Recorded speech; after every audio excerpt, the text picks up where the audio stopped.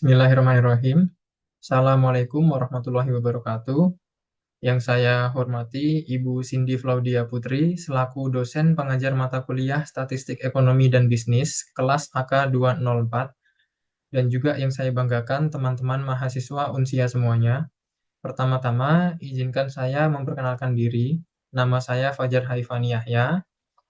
Pada kesempatan ini, dalam rangka memenuhi tugas ujian akhir semester mata kuliah Statistik Ekonomi dan Bisnis, saya akan melakukan presentasi terkait dengan dua pembahasan, yakni probabilitas dan distribusi probabilitas kontinu. Kita ke pembahasan pertama. Probabilitas merupakan suatu ukuran tentang kemungkinan suatu peristiwa atau kejadian akan terjadi di masa yang akan datang. Menurut Rini dalam buku Ajar Statistik dan Probabilitas Dasar tahun terbit 2024, probabilitas atau peluang akan memberikan gambaran bagaimana mengambil keputusan atau memperkirakan suatu hasil dengan mempertimbangkan kemungkinan-kemungkinan yang ada. Nah, untuk nilai probabilitas itu sendiri adalah di antara 0 sampai dengan 1, di mana 0 itu berarti tidak mungkin terjadi, sementara 1 pasti terjadi. Nah, untuk contoh kasus sederhana, yang pertama, kita asumsikan satu koin yang dilempar itu memiliki probabilitas masing-masing 0,5 untuk muncul angka atau muncul gambar. Kemudian untuk contoh yang kedua, misalnya satu buah dadu yang dilempar, maka peluang angka tertentu adalah 1/6. Misalkan peluang angka munculnya katakanlah angkanya 4 atau 5 gitu. Itu peluangnya 1/6 karena dadu ini memiliki 6 sisi dengan angka yang berbeda. Untuk manfaat probabilitas sendiri dalam kehidupan sehari-hari, yang pertama, membantu pengambilan keputusan dengan lebih tepat. Kemudian yang kedua, memperkirakan atau meramalkan kejadian di masa depan. Kemudian untuk misalnya bisnis, dapat mengurangi risiko dan meminimalkan kerugian. Kemudian yang keempat, membantu dalam penelitian ilmiah. Kemudian menguji hipotesis secara objektif, ini untuk penelitian. Yang terakhir, aplikasi di berbagai bidang. Untuk konsep dasar probabilitas itu sendiri ada 3. Yang pertama, adanya peristiwa atau kejadian yang mungkin terjadi. Kemudian yang kedua, ruang sampel atau semua kemungkinan hasil percobaan. Kemudian yang ketiga adalah peluang kejadian, yaitu peluang terjadinya suatu peristiwa tertentu. Nah, rumus dasar probabilitas sama dengan jumlah peristiwa yang akan terjadi, maksudnya jumlah peristiwa yang terjadi dibagi jumlah total kemungkinan hasil. Kita masuk ke contoh kasus. Ini yang pertama adalah contoh kasus dengan pendekatan klasik, yaitu di mana setiap peristiwa memiliki kesempatan yang sama untuk terjadi. Contoh kasusnya, sebuah kotak berisi 50 bola, di mana bola berwarna biru jumlahnya 20, kemudian bola berwarna merah jumlahnya 15, dan bola berwarna kuning jumlahnya 15 juga. Apabila diambil satu bola secara acak, maka peluang bola yang diambil berwarna biru adalah, untuk menjawab pertanyaan ini, kita langsung menggunakan rumus sebelumnya itu, yang ini. Nah, di sini kita tahu jumlah bola berwarna biru ada 20. Sementara keseluruhan bolanya ada 50. Maka peluang bola diambil berwarna biru adalah 20/50 atau 2/5 atau 40%. Kemudian kita masuk ke contoh kasus dengan pendekatan relatif, di mana probabilitas suatu kejadian tidak dianggap sama, atau bergantung dari berapa banyak suatu kejadian terjadi sebenarnya atau pengamatan dilakukan. Contohnya, jika ada 10 juta rupiah transaksi, di mana 7 juta rupiahnya adalah transaksi jual dan 3 juta rupiahnya adalah transaksi beli, maka berapa probabilitas jual dan beli? Maka untuk menjawabnya kita hitung masing-masing. Untuk probabilitas jualnya adalah 7 juta per 10 juta atau 0,7. Untuk probabilitas belinya adalah 3 juta per 10 juta atau 0,3. Nah, untuk contoh kasus selanjutnya ini dengan pendekatan subjektif. Artinya di sini tidak digunakan data untuk menghitung probabilitasnya. Pendekatan subjektif didasarkan pada keyakinan pribadi atau penilaian individu tentang kemungkinan terjadinya suatu peristiwa. Dapat dicontohkan dengan seorang penggemar sepak bola memperkirakan tim favoritnya memenangkan Liga Champions dengan persentase 90%. Contoh yang kedua, seorang pelajar memprediksi dirinya 99% lulus ujian, walaupun dia belum mengikuti ujian tersebut. Kemudian contoh yang ketiga, seorang kontraktor menyatakan proyek telah selesai 70% dan akan selesai kurang lebih 1 bulan lagi. Nah, ketiga contoh ini tidak didasari dengan perhitungan data, melainkan dengan asumsi pribadinya. Baik, pembahasan selanjutnya ini hukum probabilitas. Yang pertama, hukum penjumlahan.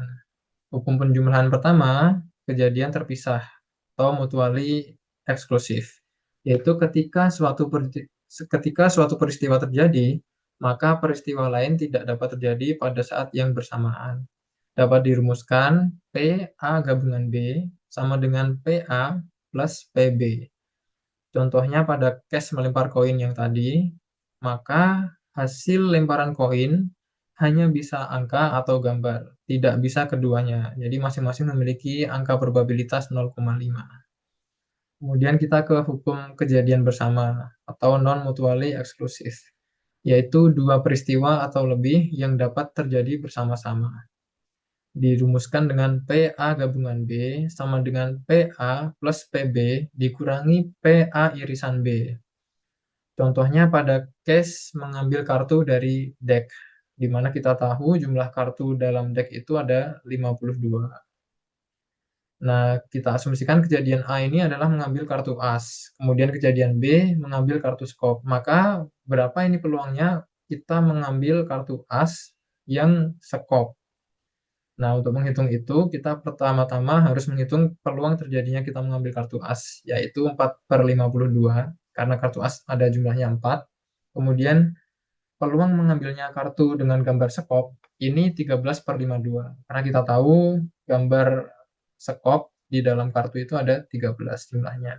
Maka, peluang A gabungan B sama dengan 4/52 plus 13/52 dikurangi 1/52. Ini irisan P A irisan B.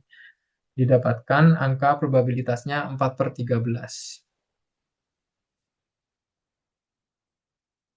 Kita lanjut ke hukum probabilitas, hukum perkalian. Yang pertama ada kejadian bebas atau independen, yaitu terjadinya dua peristiwa yang tidak saling mempengaruhi. Artinya kejadiannya saling independen. Dirumuskan PA irisan B sama dengan PA dikali PB. Contoh kasusnya, misalkan dalam sebuah akuarium terdiri dari 5 ikan mas koki dan 7 ikan badut. Misalkan kejadian A adalah mengambil ikan mas koki pada pengambilan pertama, kemudian kejadian B adalah mengambil ikan badut pada pengambilan kedua. Namun, dengan catatan pengambilan kedua ini haruslah setelah kita mengembalikan ikan pada pengambilan pertama. Jadi jumlah ikan dalam akuarium itu tetap. Maka untuk menghitungnya, probabilitas A irisan B sama dengan PA dikali PB. Probabilitas mengambil ikan mas koki adalah 5/12, sementara probabilitas ikan badut adalah 7/12. Diperoleh probabilitas irisannya 24,3%. Nah, kita lanjut ke kejadian bersyarat atau dependen, yaitu probabilitas suatu peristiwa akan terjadi dengan ketentuan peristiwa lain telah terjadi. Nah, dalam kasus akuarium tadi itu, kita sama-sama menghitung probabilitas pertama mengambil ikan mas koki, dan kemudian yang kedua mengambil ikan mas badut. Namun dengan catatan, pengambilan kedua ini dilakukan tanpa mengembalikan ikan pertama yang telah diambil. Sehingga pada pengambilan yang kedua ini kondisinya jumlah ikan di dalam akuarium sudah berkurang 1. Maka untuk menghitung probabilitas A irisan B sama dengan PA dikalikan PB. Dengan syarat ini setelah dikurangi 1 tadi itu. 5/12 dikali 7/11. Atau diperoleh 35/132 atau 26,5%. Baik, kita menuju ke pembahasan kedua, yaitu distribusi probabilitas kontinu. Distribusi probabilitas kontinu adalah distribusi probabilitas di mana variabel acak dapat mengambil nilai dalam suatu interval tertentu pada garis bilangan real. Berbeda dengan distribusi diskrit, distribusi kontinu memiliki jumlah kemungkinan tak terhingga dalam sebuah rentang interval. Contoh distribusi kontinu, ini ada distribusi normal, distribusi uniform kontinu, dan juga distribusi eksponensial. Di pembahasan ini kita akan fokus ke distribusi normal. Nah, karakteristik distribusi probabilitas kontinu, yang pertama variabel acak kontinu, dapat mengambil nilai dalam interval berapapun. Contohnya, tinggi badan, berat badan, waktu, suhu, dan lain sebagainya. Kemudian adanya fungsi kepadatan probabilitas atau PDF. Tidak memberikan probabilitas untuk satu nilai spesifik, tapi untuk interval nilai. Kemudian karakteristik yang ketiga adalah luas di bawah kurva PDF atau fungsi kepadatan probabilitas antara dua titik. Kemudian yang keempat, total luas di bawah kurva selalu sama dengan 1. Nah, kita fokus ke distribusi normal. Distribusi normal merupakan salah satu distribusi yang paling penting dalam statistika. Distribusi normal disebut juga dengan distribusi Gauss, yang merupakan probabilitas yang paling banyak digunakan dalam berbagai analisis statistika. Artinya ini distribusi yang paling umum digunakan di statistika. Distribusi normal ini ada dua parameter utama. Yang pertama adalah mean atau rata-rata yang disimbolkan dengan mu. Kemudian yang kedua adalah standar deviasi yang disimbolkan dengan sigma. Distribusi normal memiliki kurva berbentuk lonceng simetris dan memiliki satu puncak yang terletak di tengah. Kurva ini menurun di kedua arahnya, yaitu ke kanan untuk nilai plus tak terhingga dan ke kiri untuk nilai negatif tak terhingga. Ini dapat kita lihat kurvanya seperti ini. Nilai tengahnya ini adalah rata-rata. Sementara untuk nilai X ini tidak akan menyentuh 0. Gitu. Nah, berapakah probabilitas X di mana X ini lebih besar dari A dan lebih kecil dari B? Kita ke fungsi distribusi probabilitas kontinu. Fx sama dengan integral A ke B Fx kali dx.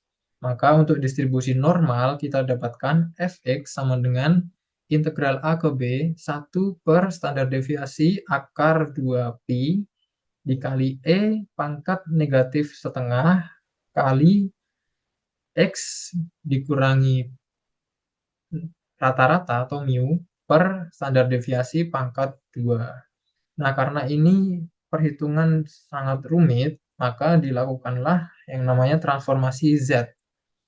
Transformasi Z ini menghasilkan Z sama dengan X dikurangi rata-rata dibagi standar deviasi. Sehingga diperoleh distribusi normal standar dengan fungsi Fx sama dengan integral A ke B dikalikan 1 per standar deviasi akar 2pi kali E pangkat negatif setengah Z kuadrat. Nah, untuk kurvanya dapat kita lihat di kanan ini. Yang pertama kurva masih dalam bentuk sebelumnya, kemudian dikonversi ke bentuk transformasi Z. Maka diperoleh titik tengahnya adalah 0. Yang sebelumnya ini titik tengahnya adalah rata-rata. Seperti itu. Kita ke contoh soalnya. Misalkan diketahui hasil ujian akhir semester mata kuliah statistik ekonomi dan bisnis, diperoleh data bahwa nilai rata-rata mahasiswa ini sama dengan 65 dengan standar deviasi nilainya sama dengan 15. Kita asumsikan bahwa distribusi nilai adalah normal. Maka kita coba hitung standar skor Z dari mahasiswa yang memiliki nilai 70. Untuk menyelesaikan soal ini, kita ke persamaan transformasi Z tadi, di mana Z sama dengan X dikurangi rata-rata per standar deviasi. Maka skor Z mahasiswa dengan nilai 70 adalah 70 dikurangi 65 dibagi 15 sama dengan 0,33. Untuk kurvanya seperti ini. Nah, kita hitung berapakah probabilitas nilai anak-anak yang di atas 70 Kita untuk menghitung ini menggunakan yang namanya tabel distribusi normal standar kumulatif. Dapat kita lihat seperti ini, di mana Z sama dengan 0,33, maka langsung aja kita aplikasikan Z-nya 0,3 ditambah 0,03. Kita peroleh angkanya 0,6293. Sehingga kita dapat simpulkan probabilitasnya adalah 0,6293. Begitupun selanjutnya apabila kita mencari probabilitas dengan nilai Z-skornya sekian, misalnya 80 atau di bawah rata-rata katakanlah, juga menggunakan tabel distribusi ini. Nah, sekian pembahasan yang dapat saya presentasikan. Apabila banyak kurangnya, saya mohon maaf. Terima kasih untuk atensinya. Saya ucapkan terima kasih. Untuk mengakhiri ini, saya ucapkan wassalamualaikum warahmatullahi wabarakatuh.